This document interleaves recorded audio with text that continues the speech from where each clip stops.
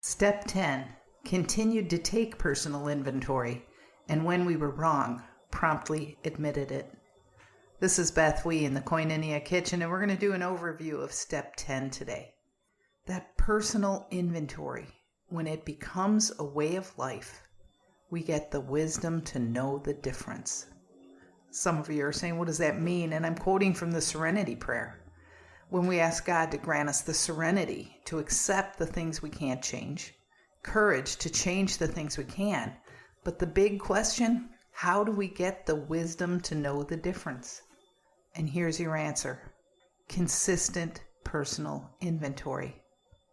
I had a friend named Jean Sirianni, and she told me that people that do a 10th step every day are the ones who have the wisdom to know the difference. And I've come to believe that she's right. Perseverance is the principle behind Step 10. It's being constant. It's disciplining yourself to do something, even when you have better ideas, even when you have other options, even when it might feel boring or ritually or just something that you want to let go of. Continued to take personal inventory. Continued is the word I'm talking about. And that's where the perseverance comes from. The word when in the middle of this step reminds us that as we go forward, we are going to make mistakes.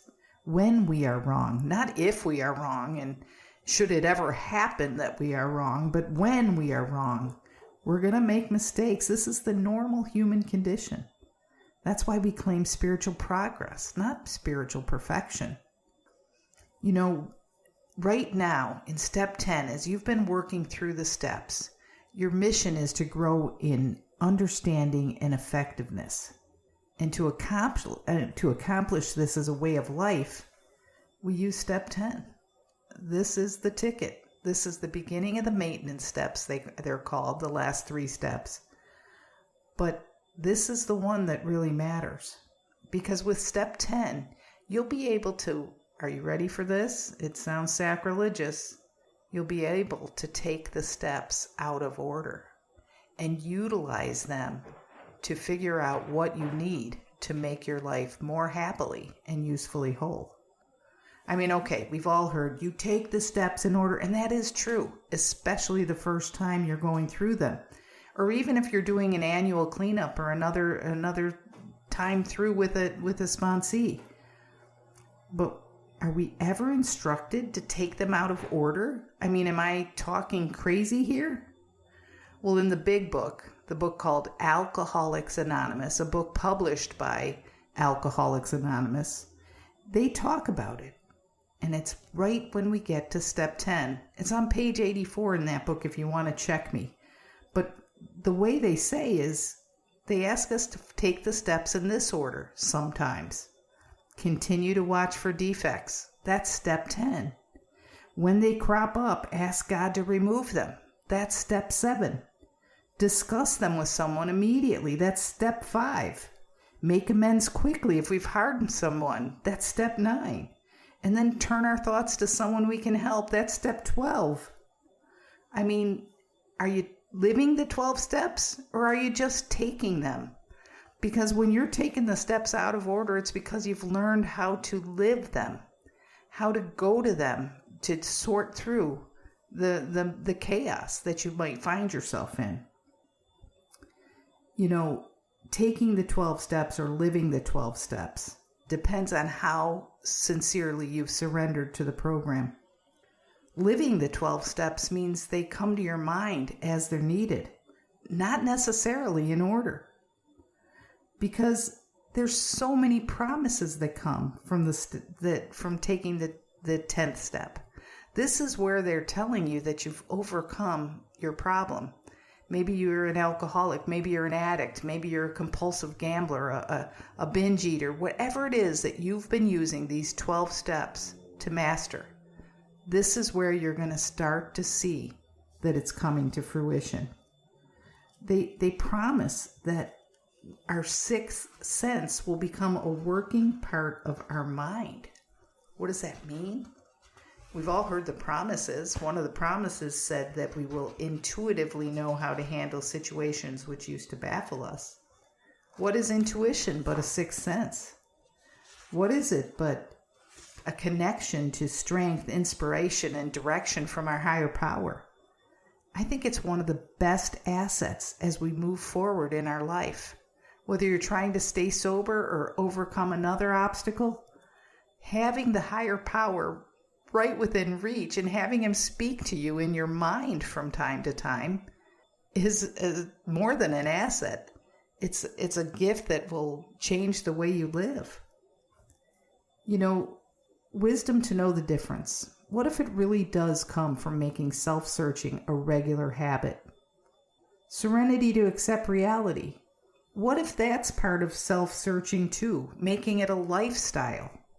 Courage to change. What if that comes with patience and persistence? Two traits that come to people who know themselves better because they examine regularly.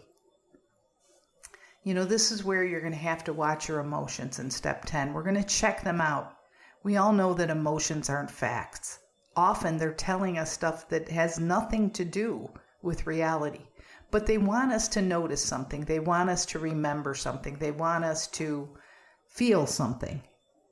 But sometimes when we get to excess, what could the excess be? Maybe it's around people for too long. Maybe it's house guests. You know, we all know the old saying about house guests, how long they should stay. Maybe it's a party atmosphere. Maybe it's a huge change like moving. You've been moving for a few days. Whatever it is, you can become hungover from your emotions. Did you know that? The emotional hangover is a direct result of yesterday's and sometimes today's excesses of negative emotions. Things like anger, fear, jealousy. The cure is to live in the now and to get into your step 10. When you feel that emotional hangover creeping up, separate yourself from the crowd. Go to a quiet place, to a sacred spot. Go to a meeting. Take a walk, but talk to the higher power and look at your day. Look at the day. What is your part? Find out what's going on and why you're feeling this way.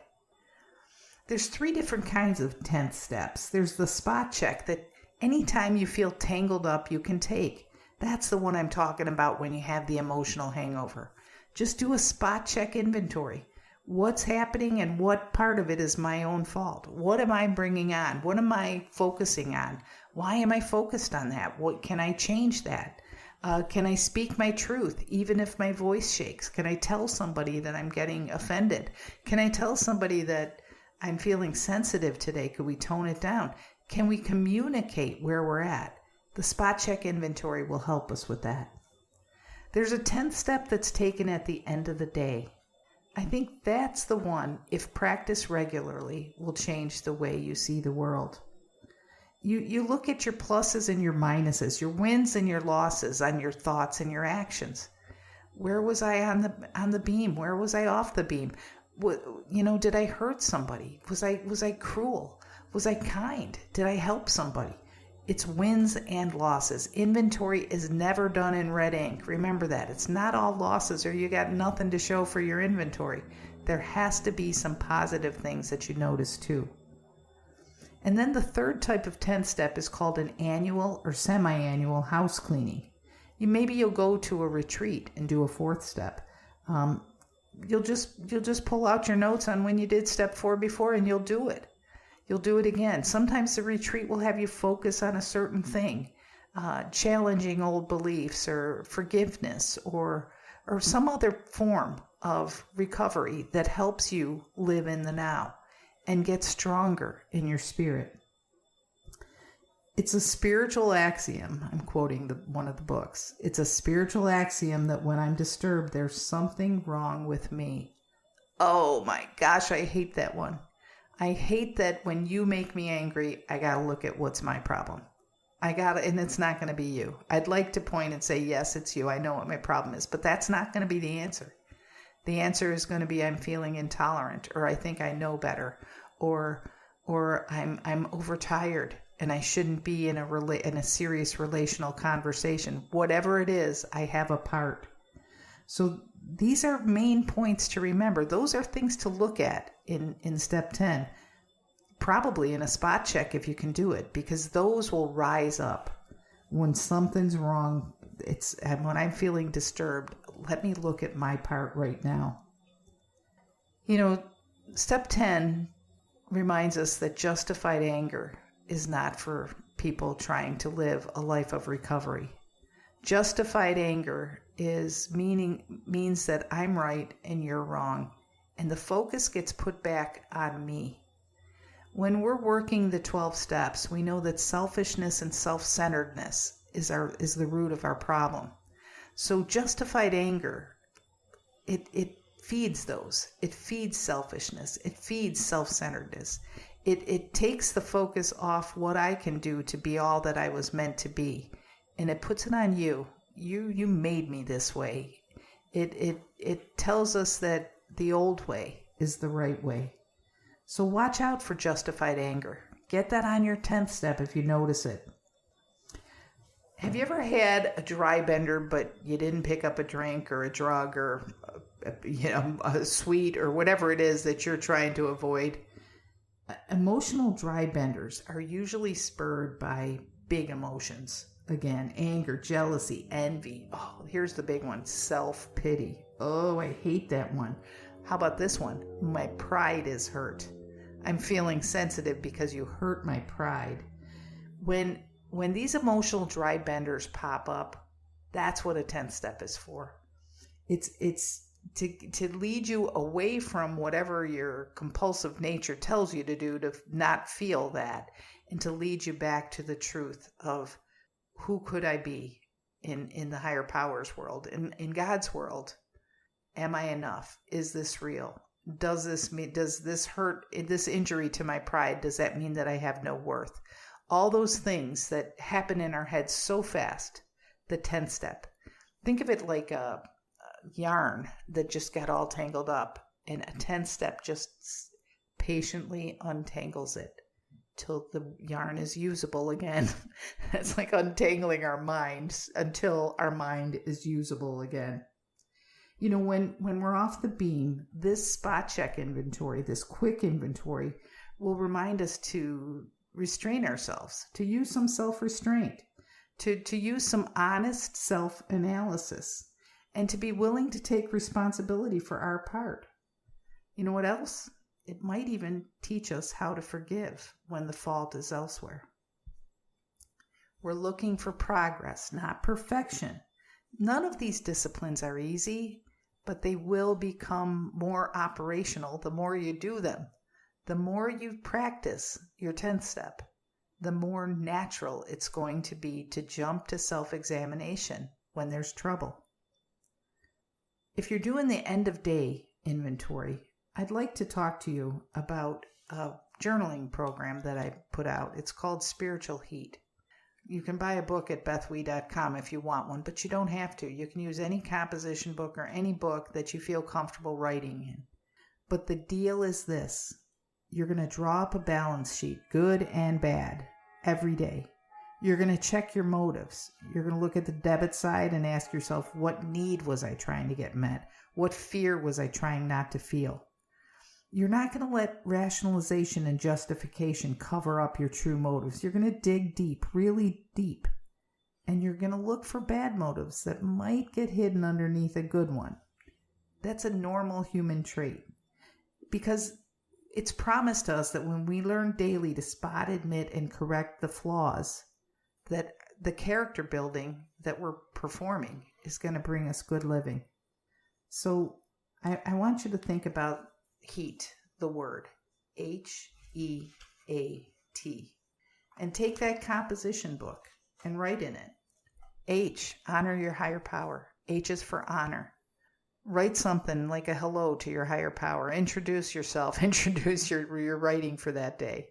And it's not thanking him. It's honoring your higher power. It's letting your higher power know that you're in awe that higher power has helped you so much. And you're in awe just because it is the higher power. And then E, examine. Look for those wins and losses the day before.